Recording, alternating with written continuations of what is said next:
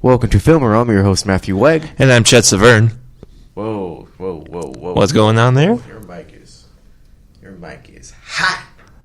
It's too hot. All these mics are hot, actually. Who the hell turned these mics? Oops. Hey, guys. Welcome to Filmer. As we said before, my name is Matthew Wegg. And I'm Chet Severn, as always. And people keep messing with our stuff. Yeah, it's weird. I don't know why they keep doing it. I don't like it. I don't care for it. Nope, me neither. Anyway. So, with that being said, we're actually going to start the show now with box office. Hey. So, I just need to get it up. How was your weekend, Chet? It was pretty good. Long and almost, I don't want to say relaxing, but I really had some well-earned rest this weekend. Good. Yeah, good. Okay, so, box office for the weekend of May 19th to May 21st. Alien Covenant came in at number 1 this weekend with $36 million. Wow.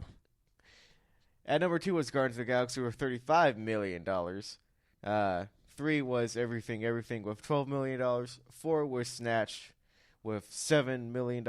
And Diary of a Wimpy Kid came in 5th with $7.2 million. So, yeah. Exciting things. Exciting. What do you think about the box office? It's a good start for Covenant, for sure, in the number 1 spot, but depending on how long that's... Again, this is the first weekend it's in theaters, so it now depends on what they get out of the second weekend box office in order to stay number 1. Because Guardians, can you repeat what Guardians got? $35 million. So $35 million, and what's their overall total without that currently? Their overall total is sorry, I thought I had the number here. 1 second, guys. Yep. Domestic total is $301 million. Okay, so 300, then add the 35 to it.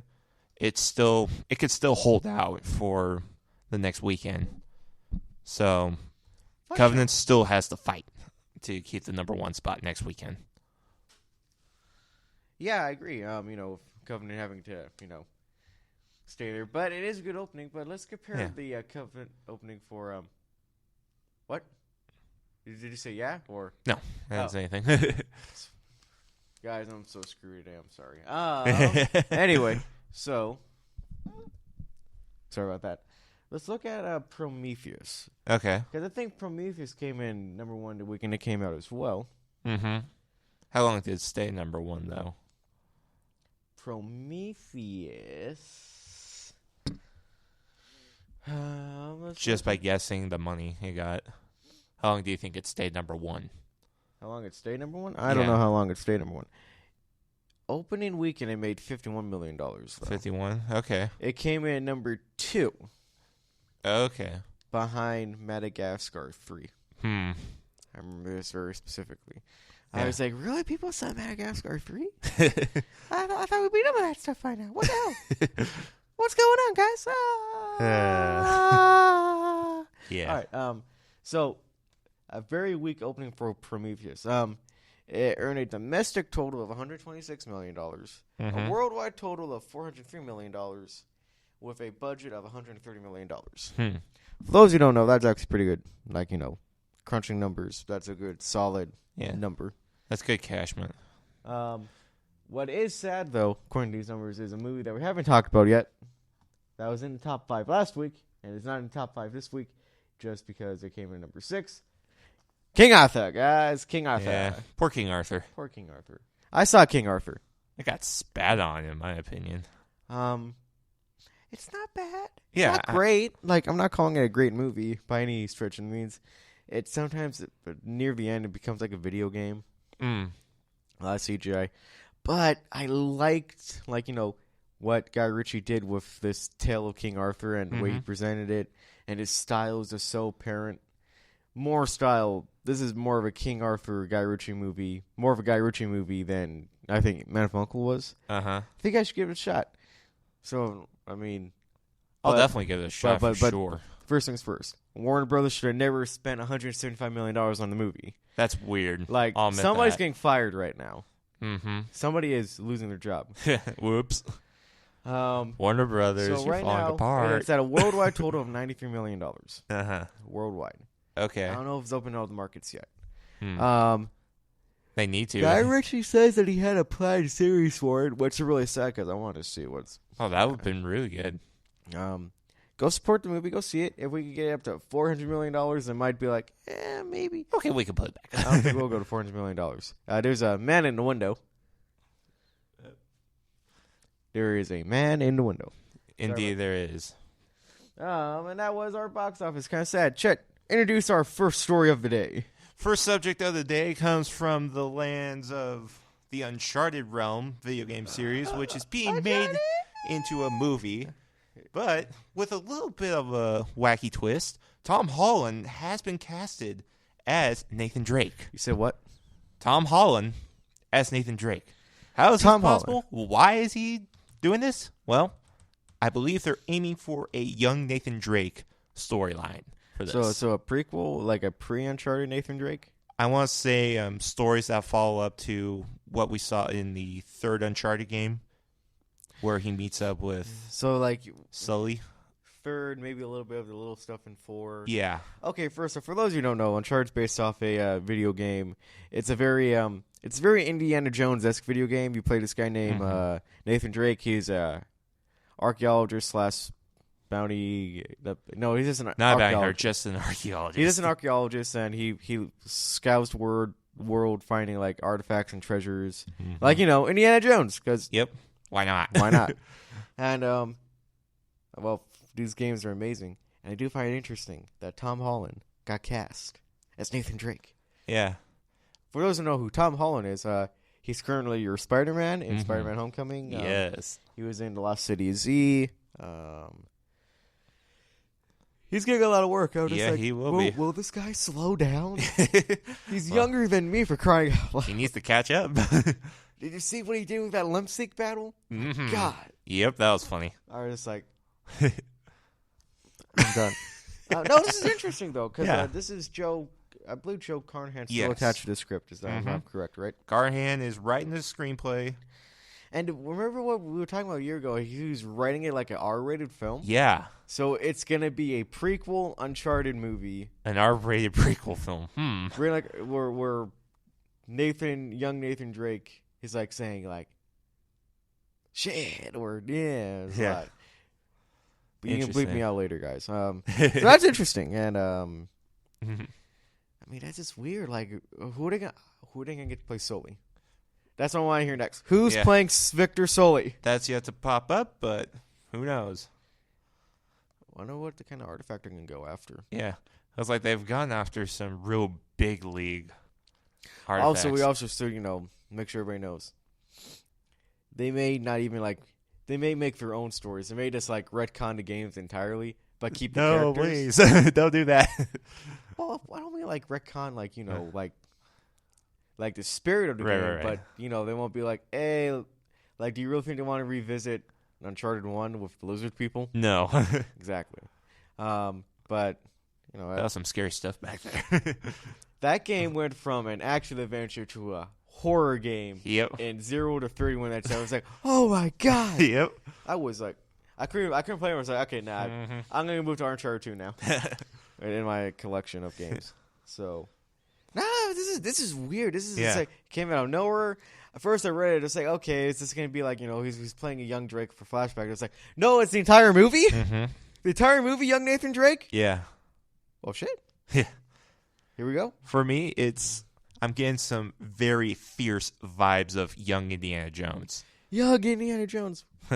I have one of the seasons at my house, and those were some very wacky episodes, I'll give you that. All right. I think they'll fit very well. Let's move on to... I'm sorry, guys. I'm having a very troubling week. Next story. To The Flash. Oh, yeah. This is interesting. Yep. To The Flash we go, where apparently Sam Raimi and Mark Webb have both passed on directing the Flash film. Mark Webb's not a loss. Yeah. Mark Webb's not a loss. We also saw what happened with Amazing Spider-Man. No, what's interesting, though, it's not the fact that those two directors left. It's still who's on the list. Ah, yes. We still have Robert Zemeckis on the list. Yes, I see that. And we still have Matthew Vaughn, who's also rumored to direct Man of Steel 2. Okay, so I don't know if Matthew Vaughn's out there listening to me. He should definitely direct one of these. But rock, paper, scissors between the two, man. Let's go. Just because but like I was thinking about Matthew Vaughn, I'm thinking about like what could he actually have like the most fun with, and what he can actually like give his style to. I feel like he should go with the Flash, because I feel like that would just serve as like humor. I mean, if you saw movies like Kingsman, or First Class, or Kick-Ass, I mean, that's the kind of character that the Flash could be with really serious, dramatic weight. And, it might be something that neat. I know people aren't fond of Ezra Miller being cast as the Flash because they want Grant Gustin. Yeah. But if you put a guy like Matthew Vaughn in that director's chair, you immediately give that character some levity because he knows how to handle that kind of stuff. So, make it right. Make it right, exactly. Make it right. Mr. Vaughn, if you decide to go with the Flash, just make it. However, if he does go for Superman, same thing. Same thing. Well, except for me, I love Man of Steel. Yeah. But look, I'm going to detest. I like BVS, but Superman in that movie is a different character than Superman in Man of Steel. He totally is. He's written differently. He's more dour. He's not as hopeful. It's just like, no. I see. No. But I love Man of Steel. Like, that's, so far, in this DC entertainment universe, Man of Steel is my favorite. Right. And, it's BVS, and Suicide Squad can go to hell for all I care. I don't like that movie. I really don't. Just telling you, it's not a good movie. And it's bad. However, Matthew Vaughn directing either The Flash or Man of Steel 2 is a great choice. I think he should do The Flash because it's more in his realm. What does Chet think? I would actually agree. That sounds like a real good call. And honestly, I think it would be I'd be more excited to have Matthew Vaughn as the director instead of Zemeckis. However, if they go for like a really heavy time travel element for Zemeckis, that's the thing that kind of draws me. Come on, guys, Back to the Future. Robert Zemeckis, Back to the Future. Come on. I know that, but it's like, look, I think Zemeckis doesn't want to be known as the time travel director because he's already he's already directed a movie where they define the laws of time travel already. Well, now he's doing it again for a different universe. You gotta admit, he's going to get tired of that. There's 30 years, Chet. That was 30 years Yeah, 30 ago. years, and he's credited for developing those laws of time travel. Well, not really. Those laws were already in place. But he's only directed Back to the Future. Then he's done a lot of great work. I like Flight. He directed Flight. The Walk. Flight. Jeez, there's so many things. Robert Zemeckis is a great director. Yeah. Like if guarantee. Like I feel like Warner Bros. Like have him in his pocket, maybe for like a Shazam film. Ooh. Just because that would just like be totally weird, and I feel like Zemeckis could pull that off. Or put him under that. I would definitely see that. Maybe like the Green Lantern film that they're working on. Yeah, Shazam. Shazam. Yeah. Black Adam, I should actually say. Right. No, I'm excited. This is great news. Great stuff. All right, next thing. Well, a while back ago, we saw a very interesting trailer, if I can put it at that, for a certain set of Mocons called the Emoji Movie. Ooh. Okay, let's get into this. The trailer actually started off, and it's like, yeah, okay. Doesn't look amazing. No. But I like it. I like where they're going. And then somewhere after, it just gets really just like, oh, no. So basically what the Emoji Movie is that there's this guy, I forgot what's T.J. Miller, T.J. Miller from, Silicon Valley, plays this, the one of the many meh emojis that are in, like, the cell phone universe.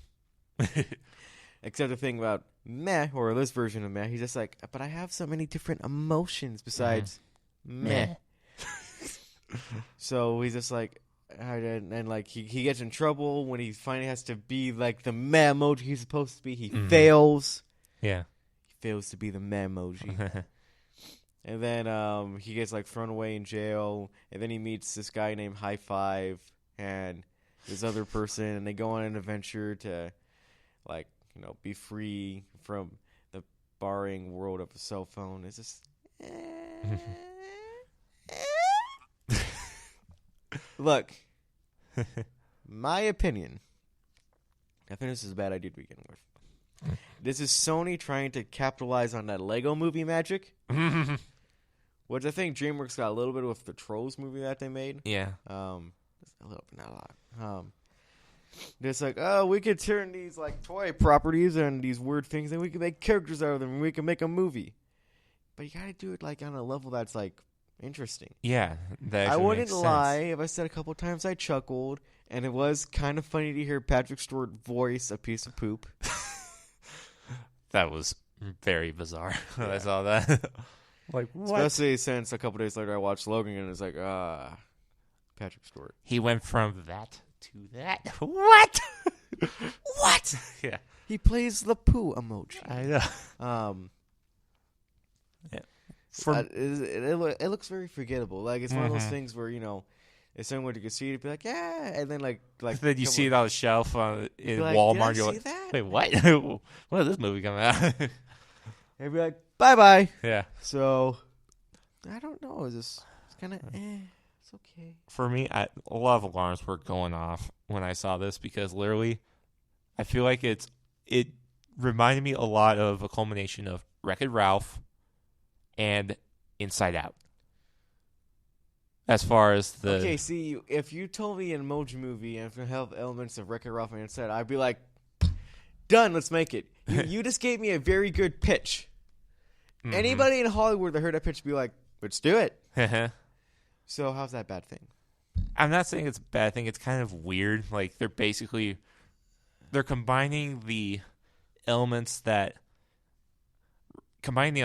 made Wreck-It Ralph and Inside Out good, but now look, I'm going to be honest, I was okay with Wreck-It Ralph and Inside Out. I didn't love those movies, but it's just what? It was interesting. Look, it's one of those movies where it's like, yes, I'll see it, but I'm probably not going to have it in my collection of DVDs at home. It's one of those types of movies. Ladies and gentlemen, if you're listening to me right now, I want you to spam Chet's Twitter feed with Wreck-It Ralph memes and like Inside Out memes and tell him that he is totally wrong, that these movies are amazing. No, I didn't say I hated them. I said I'm okay with them. Okay, wait. Let me just ask you this, Chet, because you brought it up. I'm in the neutral board of this. The 2013 Oscars happened. 2013. Really wasn't paying attention back then.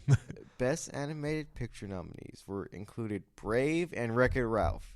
And Brave won. Yes. Go on. What should have won that year? I'm going to be honest. I really wasn't paying attention at that time to actually care at that point because I was going through other traumatic things in 2013. All right. Yeah. Yeah, 2012, 2013 are kind of dark areas. For those listening to me right now, the correct answer is always Wreck-It Ralph, not Brave. Just throw that out there. I threw it out there. It's Brave. Yeah. It's not Brave. It's Wreck-It Ralph. I got mixed up. I got tongue-tied. Emoji Movie looks forgettable. Go see Captain Underpants instead. At least that has Kevin Hart. That's right. All right. Next on the list, stay tuned. Actually, for stay tuned. I don't have any. For some Tom Hardy. Along with War for the Planet of the Apes, as well as another A24 trailer. Or A24 studio trailer starring Robert Pattinson.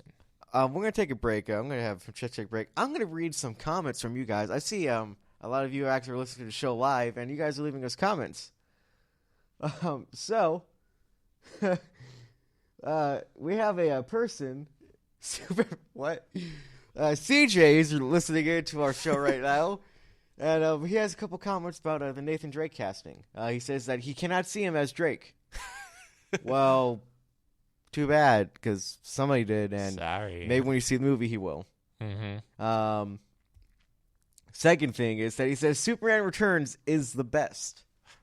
No, it's not. Are you crazy? CJ, get your head out of wherever you're keeping your head right now. Superman Returns is at best decent, okay? At decent. It's not terrible. It's decent. Third, you want to even consider one of the Richard Donner films to be the best? Because I'm going to tell you guys, go watch Superman 1 again with Christopher Reeves. Mm-hmm. That movie holds up visually in every way. Yeah. That man flies. I'll admit it's long, but it's still good. Yeah. It's real long, but nice.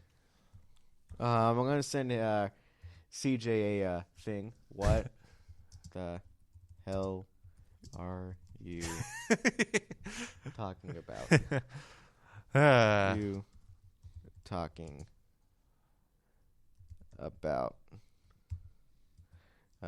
exclamation mark, question mark. No. And then he says LOL. He said what I can't repeat this word obviously. Then he says how could you? No Chet.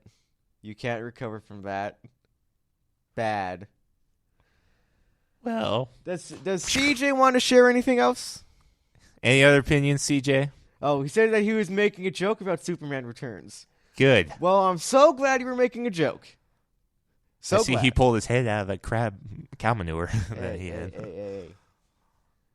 So glad you were doing that. So this is just weird. I'm sorry, I don't have any music to play. That's why I'm just reading the comments for the break. I see. Okay. So yeah, he says that Superman. I was gonna say like Man of Steel is awesome because it is. I have it on Blu-ray.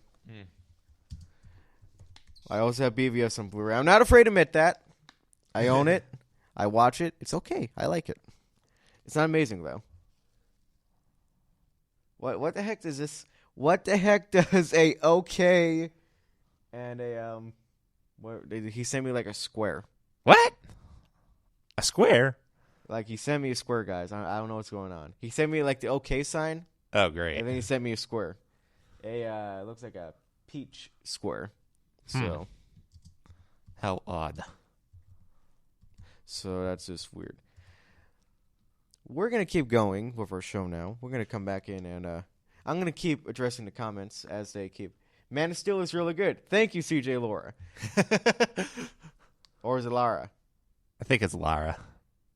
Lara? Is it Laura or Lara? Can you send me the phonetics, CJ?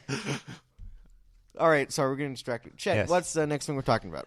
Next thing to talk about is the fact that Tom Hardy has been chosen to lead the Venom project under director Ruben Fleischer, or however you say his last name. I apologize in advance. Okay, he says Lara. Okay. Okay, cool. No, Tom Hardy. I had to make sure that this wasn't fake. I got it, CJ. Sorry.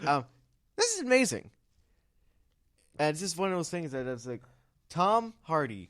First off, is just he's an amazing actor. Can give so much with so little. His eyes. In one of the most comical Banes to exist. Yes, I said Bane. Did you say comical? Yes. What do you mean comical? Because of the mask. But what do you mean comical, Chet? I don't understand. You mean you found he was funny? I found it entertaining. You found it entertaining to have a man like this talk like this and then break your back? Are you insane, Chet? I would be scared out of my mind. I am British. Partially British. My humor's a little warped because of that. Yes, it's true. They do have warped humor in Britain. No, Tom Hardy's cast as Venom. Not Cable, CJ. What? Mr. Lara, Mr. Lar, are you listening? Please tell me, when were you? I'm sorry, we're trying to have a conversation. We're having a conversation with this guy on chat. Yes.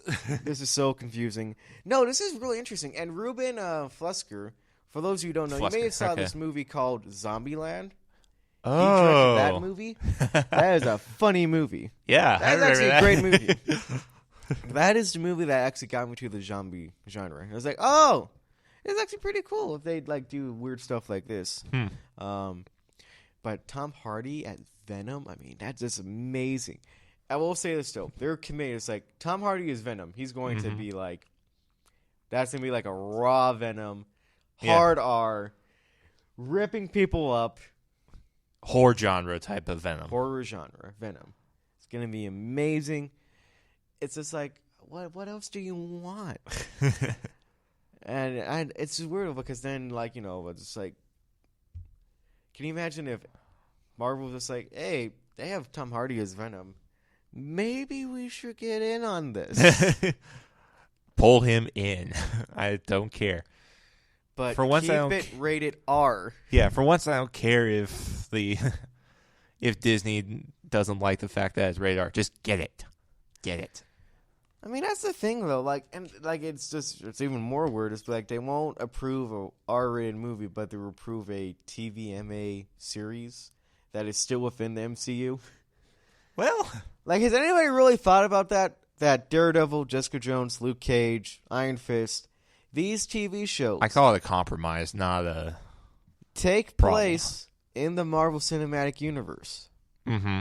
And they are rated TVMA. They are adult. They are violent. Yes. Exactly. Suiter's right. It needs to be R. It needs to be R. Just leave it alone, Disney. Just let it happen, then buy it away from. I remember you do whatever the heck you want with it afterward.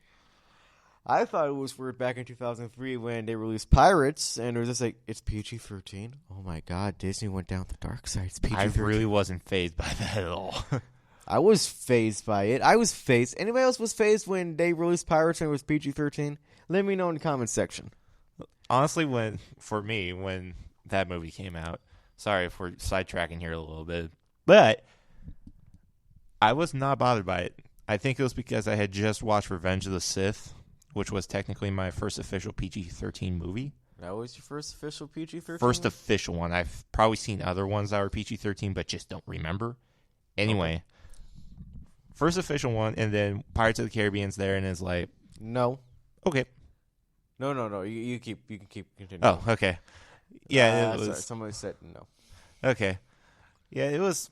And once Pirates came out, my dad got the DVD, and I watched it, and it was like... My mom was like, why? Oh, my goodness, you're watching this. Okay, whatever. She's fine. No. And, I mean, you know, Pirates coming out this week. The fifth one coming out this week. Still say they should close the book on the third one when the third one came out. No, because people didn't like the third one. I did. I didn't. I think I did at the time, but I watched it and I was like, this is not good. This is what we call a hot mess. Hotness. And it's like, it's weird. I'm getting sidetracked. Yes. Maybe I'll be special. Chet, what is next? Next on the list is a trailer that just came out also not too long ago for War of the Planet of the Apes. Apes on horses? Nope. Apes on horses? I wish. Aren't there apes on horses in this trailer? Wait. Yes, there are. Exactly, Chet. Yes. God. Mark Sorry. Ellis would be so disappointed. I missed it. Sorry, Mark. All right. This is a good trailer. However, I felt like they may have shown a little bit too much. Just because, like, the last trailer I thought was perfect. Oh, good. I'm justified with not realizing that the apes on horses were on there. Yeah. I thought the last trailer was perfect. Like, it was Logan. Perfect. Mm-hmm. I was like, this is amazing. I can't wait for this movie to come out. It's going to be amazing. Watch what happens.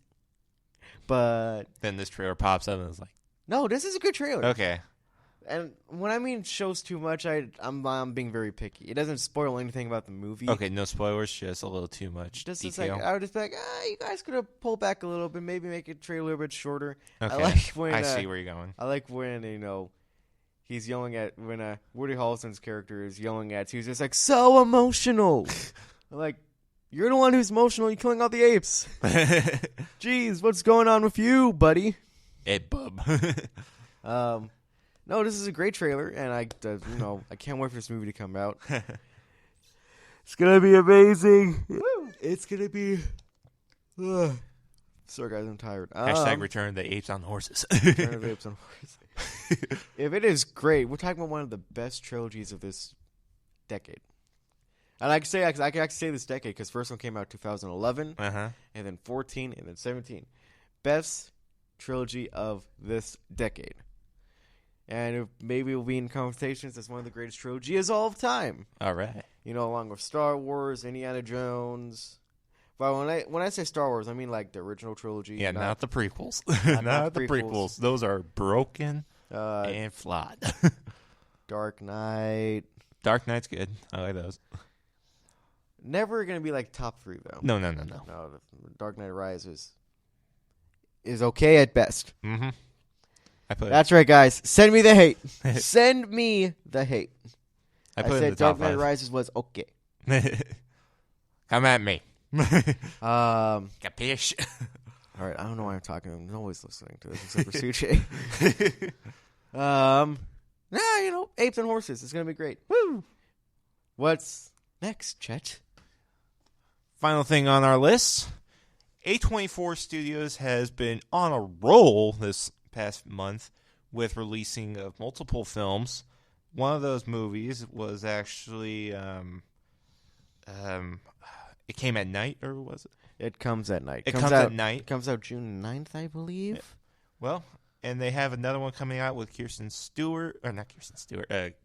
Sorry, The Beguiled? Yes. With her, Nicole Kidman, Elle Fanning, and Colin Farrell. I think so. That's the one. But anyway, the next one that's coming out under the A. Oh, no. Something else. Something else. My get. I was wrong, guys. Yeah. I forgot the name of the movie. A24 has come up with another film project called The Good Time, starring Robert Pattinson as a robber who finds himself desperate for cash when a botched robbery lands his younger brother in prison. What do you think of this? Did you watch the trailer? I was going to, but I missed it. It's been a long day. It's a long day, too. Hey, it's A24. Yeah. It's like, this looks like a very small movie for A24. You got Robert Pattinson, not playing a vampire, so that's always for good. once. No, not for once. Finally, he's back. No, just kidding. He's been doing this for a while now, Yes, Chet. I know. It's been 5 years. No, Yes. 4 years since Breaking Dawn. Yes, I know. I'm being funny. That's not funny. It's not funny, Chet. What? Not funny. But, no, it's interesting, I mean, A24 is slowly becoming the studio where every time they make a movie, you have to look at them. Mm-hmm. They have Detroit coming out later this year. Yeah. They did Zero Dark 30. Mm-hmm. They've done some of David O. Russell's films, like, I think. Let me check. Let me go look at the IMDb. But, it's interesting, A24. Uh-huh.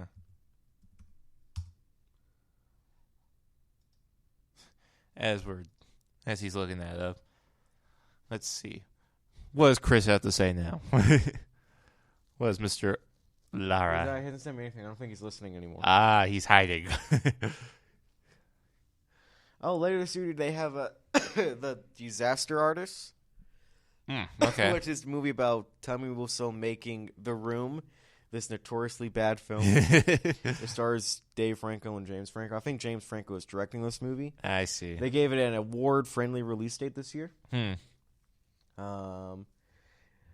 movie you're talking about is called Woodshock.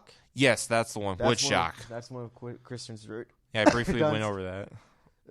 I'm coughing laugh. Sorry, guys. Yeah. They did Moonlight this year. That won Best Picture. That entire debacle. Yeah. Therese, Swiss Army Man. That was great. You guys can watch that now on Amazon Prime if you have it. It's a good watch. Mm-hmm. Go watch it. It's weird, but it's good. Green Room, one of Anton Yelchin's final movies. Oh. Also, Patrick Stewart's scary as hell in that movie. Room, Mississippi Grind, End of Tour, Slow West, Ex Machina. Oh, that was They it? have a good list of films. Huh. So anytime they make a movie, you gotta pay attention because this is a studio that's making some great stuff. I'm so tired. Why am I so tired? Don't feel bad. So, yeah. I couldn't hear you. He said he couldn't hear us. I said, what? Can you hear us now? Good. Hello. It's me. Ex Machina was good. He thought Ex Machina was good. All Yes, right. it was. So, I mean, yeah, this is a studio you need to look out for. So, it's going to be amazing. And I don't know about this movie, but, it looks interesting. But we have to watch a trailer eventually, so keep our eyes out for it. Yeah. You said that was the final story? Yep, and that was it. We're done for the day, fellas. We're done for today, guys. Be sure you guys are following us at Cannons Radio and checking out all the shows that we have been recording and shows that are under. Yeah. It's been a long day, guys. Yes, it has. Make sure you guys are checking us out on Cannons Radio, and make sure you're checking out about all the other shows that we do at cannonsradio.com. I'm Matthew Wegg. I've been Chet Severn. And CJ Laura has been here in spirit. Goodbye, guys. See ya. He said bye. Bye.